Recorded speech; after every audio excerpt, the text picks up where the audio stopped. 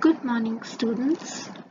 As you can see, this picture talks about a particular topic.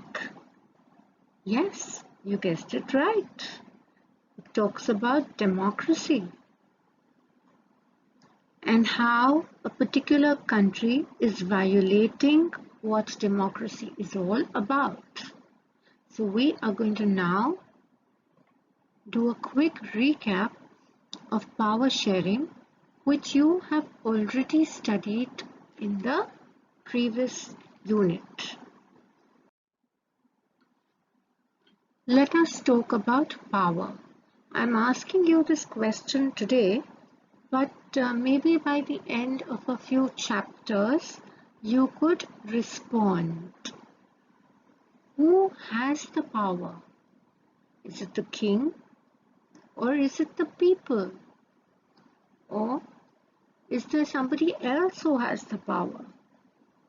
So you are going to tell me the answer to this at the end of a few chapters when I shall ask you this question again.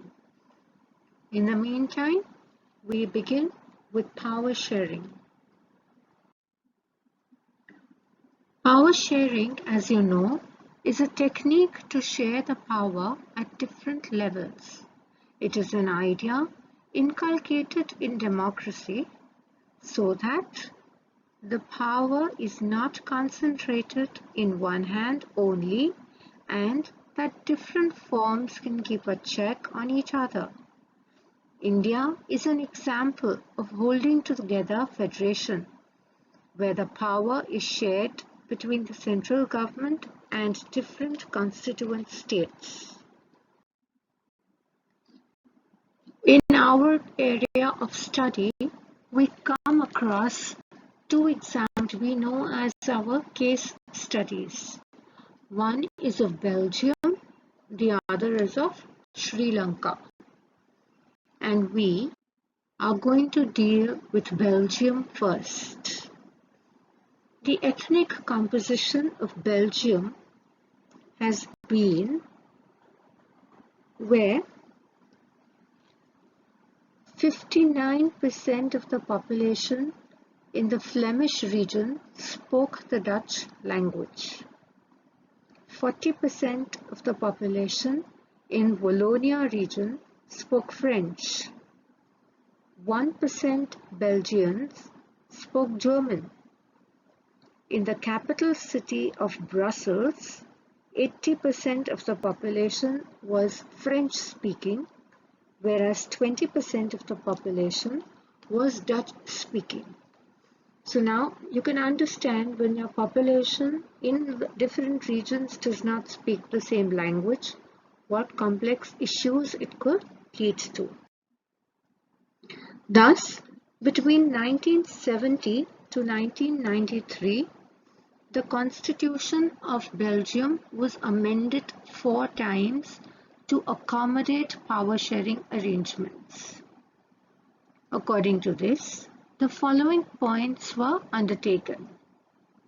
Equal number of French and Dutch speaking ministers, no single community to take unilateral decisions, many powers of the central government have been given to the state government. The state governments are not considered to be subordinate to the central government. Brussels has a separate government in which both communities are equally represented.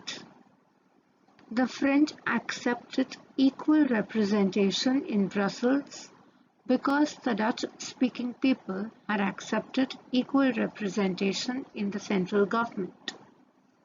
A third kind of government called community government was established.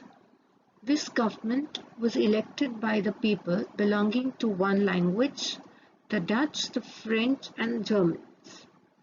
This government has powers on cultural, linguistic and educational issues. However, before we move to Sri Lanka, we need to understand the advantages of the accommodation arrangement in Belgium. In spite of its complications, the Belgian model has helped to avoid civil strife between two communities and a possible division of the country on linguistic lines.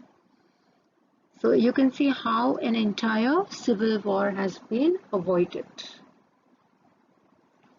So let's now deal with Sri Lanka.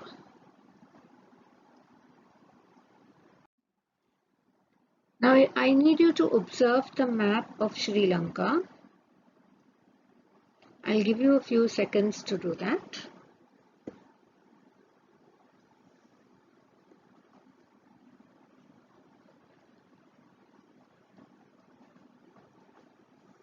So when you look at the social composition in Sri Lanka, you realize that major social groups include the Sinhalese, 74%, Tamils 18%, who included Indian Tamils as 5%, Lankan Tamils as 13%. Christians constitute 7% of the population. Secondly, the Lankan Tamils are concentrated in the northern and eastern part of the country. The Sinhalese follow Buddhism as a religion. Tamilians follow either Hinduism or Islam. About 5 to 7% Christians are both Tamil and Sinhalese. The Sinhalese community constituted a bigger majority and thus wanted to impose its will on the entire country. So I hope you're getting whatever I am saying. Now we come to the most important question. What is majoritarianism? By virtue of their majority, leaders of the Sinhala community wanted to secure dominance over the government. Due to this, democratically elected government adopted a series of policies and strategies that could be explained as majoritarianism. This was a policy to establish Sinhala supremacy. So whenever you are asked a question on majoritarianism, you have to mention that after 1948, Sri Lanka adopted a series of majoritarian measures to establish Sinhala supremacy over the Tamils. Now, when we talk about majoritarianism in Sri Lanka, we need to understand that an act of 1956 recognized Sinhala as the only official language in the country of Sri Lanka, which disregarded the Tamils completely. Sinhala speakers were preferred both for university positions as well as government jobs. The new constitution gave the states the responsibility for protecting and fostering Buddhism. Such government policies led to a feeling of alienation among Lankan Tamils. Lankan Tamils felt that none of the political parties led by Sinhala leaders were sensitive to Tamilian language and culture. Therefore, the Lankan Tamils felt the constitution denied equal rights to the Tamilians. Relations between both communities by now worsened. Lankan Tamils launched a struggle for 1. Recognition of Tamil as the official language, 2. Regional autonomy, and 3. Equality of opportunity in education and employment. The demand for autonomy in Tamil majority provinces was repeatedly denied. Why? Because they followed majoritarianism. In 1980s, various political organizations were formed which demanded independent Tamil Elam or a state in the northern and eastern parts of Sri Lanka.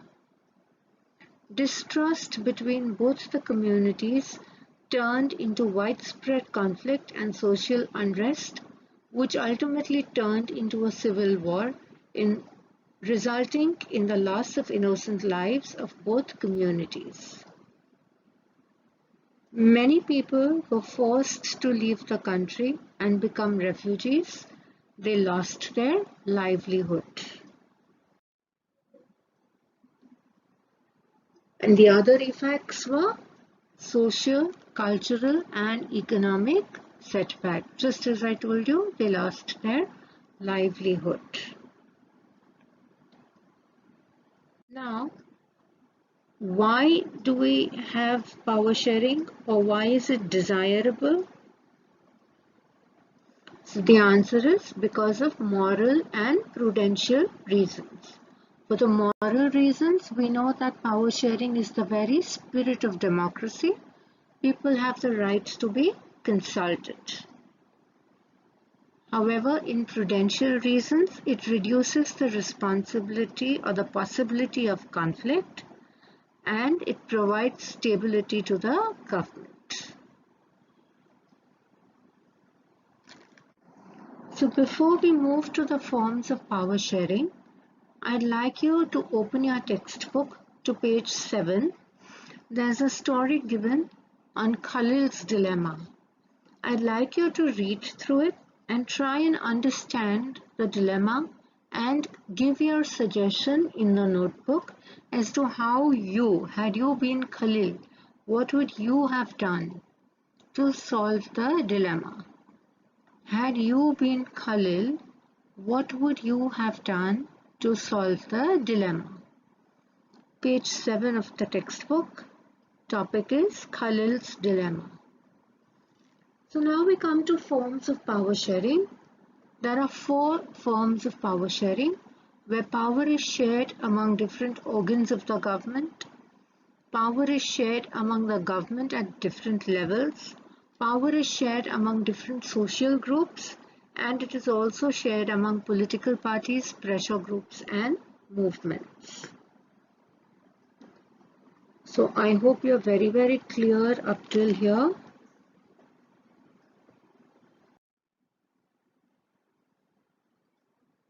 Now, when power is shared among different organs of the government, it is called as horizontal distribution of power.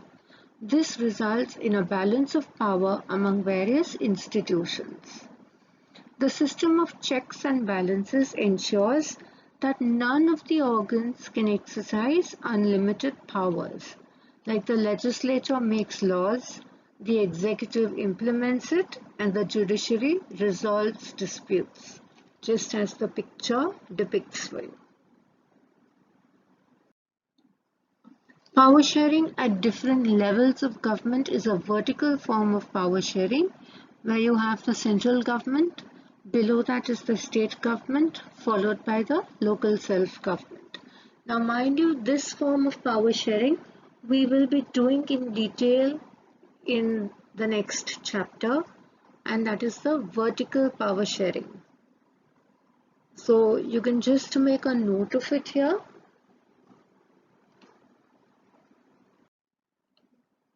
Then we have power sharing among different social groups where the government and administration give space to the diverse social groups. In this way, minority communities get a fair share in power. And finally, we have power sharing among political parties, pressure groups, and movements. So in a democracy, different parties compete to come to power.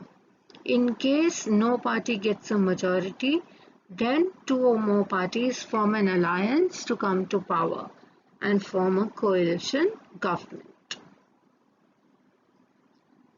So I seriously hope you are very clear with this kind of a revision where I have covered the entire chapter for you as a recap. And because I know I teach bright children who are very, very smart, I have something for you. So for a fair selection, everybody has to take the same exam. And you can see all the animals here. Everyone has to climb the tree. And all of you are now going to climb the tree that I have set for you. So it's like a concept check. It's like telling us whether you have understood all that has been done with you.